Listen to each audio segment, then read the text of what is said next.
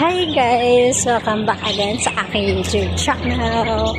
So, for today's video, magkasundo nga ba kami ng kasama kong Pinay dito sa aking amo. So, bagong dating lang siya. Dumating siya ng 21. So, very lucky naman kasi magkasundo pa naman kami. Kasi taga Iloilo siya guys, and I'm from Antique. So parehas kaming Bisaya and nagkakaintindihan kaming dalawa. Parehas kaming nagkakaintindihan ng lengguwahe, ng language. Same.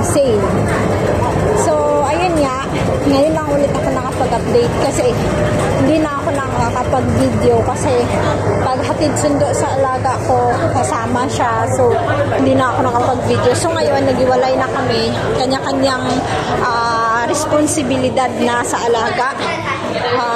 Naghahatid na siya sa alaga niya at ako naman sa alaga ko. So yun, and mahilig talaga siya sa Coke. Bumili ako ng Coke kasi yun ang request niya. Hay nako. So ayun, hindi daw talaga siya parang kada kain, need niya talaga ng Coke kasi parang yun daw yung kanyang panunaw. 44 na siya. Mas matanda siya sa akin, kaya ayun, unang mga 3 days na sa dito. So ang saya namin lagi kaming nagtatawanan.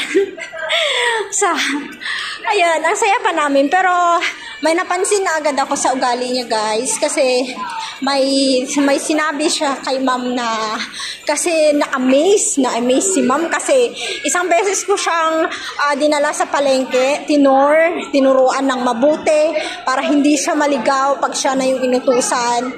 And then na-amaze si ma'am syempre at bakit daw alam niya agad.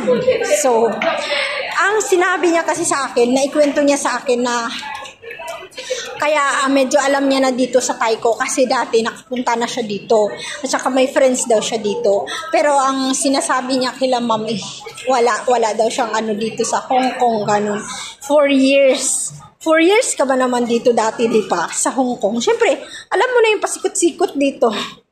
Tapos yun, sinabi niya kay ma'am na hindi niya sinabi na, siyempre, tinuruan ko siya ng mabuti, yung mga palatandaan, kung anong tatandaan niya para hindi siya maligaw, kung anong tatandaan niyang isang shop para hindi siya maligaw, di ba? So, yun. Di ba? Kasi sa akin, isang turuan lang sa akin, inulit-ulit ko talaga sa kanya para matuto siya, para hindi siya, bago siya umalis, talagang nire-remind ko, ganito ha, tapos ganyan, diyan ka dadaan, tapos ganyan, baba ka, ganyan. Samantalang nung ako, walang ganun. Ibibigay lang nila yung instruction na, ganito, punta ka dito, itong ganun lang, di ba? Sa kanya, inisa-isa ko. Kaya nakukuha niya kaagad. Tapos, syempre, siguro, mga medyo matagal siya bago bumalik. Siguro naliligaw-ligaw din siya pero hindi niya talaga sinasabi.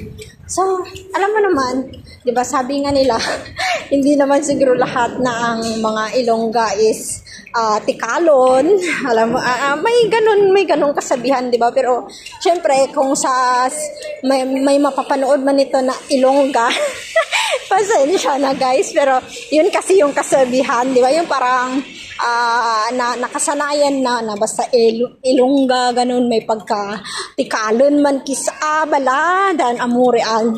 So hindi natin maiwasan. So baliwala lang naman yun sa akin. Never akong mag-aano sa kanya na yung maganda lang sa amo namin kasi hindi kami kino-compare. Hindi pa naman kami kino-compare, pero alam mo yan, hindi ako, basta sa akin ginagawa ko lang yung trabaho ko. At saka, ngayong mga 3 days pa lang siya, no? So, wala pa naman kaming naging problema. So, 2 years kaming magsasama. So, hindi ko alam yung magiging, takbo ng, sa araw-araw naming, Pero nung kahapon, nagluto kasi siya. Nagluto siya. So, sobrang, parang, kami kahapon stress kasi kailangan namin magmadali. Kasi anong oras na? 6:30 na. Marami pa kaming lulutuin. Tapos, hindi pa kami nagsastart. Tapos, si ma'am, 7, kailangan, uuwi na siya. Kailangan naka-ready na. So, yun. Parang medyo lumabas yung, niya, parang high blood siya, guys. Sabi ko, te. Sabi ko, gano'n, huwag kang ma-high blood, te. Sabi ko, okay lang yan. Parang naiinis na siya talaga. Oo, yun. Medyo yung ugali niya lumalabas na. So, hindi ko talaga alam, guys, kung ano mangyayari. So, update ko na lang kayo ulit din. Dito na ako sa building namin. So, ayan, masaya pag may kasama, pero syempre, hindi tayo basta magtiwala ng buong-buo, di ba? Kasi hindi natin alam. So, yun lang guys. Maraming salamat. Thank you sa panonood palagi. God bless.